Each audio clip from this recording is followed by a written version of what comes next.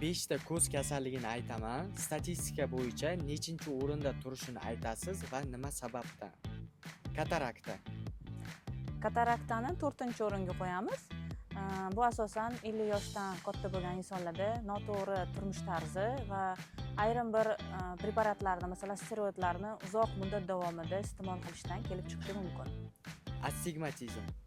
Astigmatizm bu nasliy moyillikka xos kasallik hisoblanadi va uni 2-o'ringa qo'yamiz. Gipermetropiya. Gipermetropiya, bolalardagi gipermetropiya bu ham nasliy moyillikka xos kasallik va uni 3-o'ringa qo'yamiz. Glaukoma. Glaukoma ko'z bosimini oshishi, buni 5-o'ringa qo'yamiz. Miopiya. Miopiyani 1-o'ringa qo'yamiz, chunki hozirgi paytda bu juda ko'p tarqalayotgan kasallik hisoblanadi. Buning asosiy sabablari gadjetlardan haddan tashqari foydalanish va toza havoda kam sayr qilish.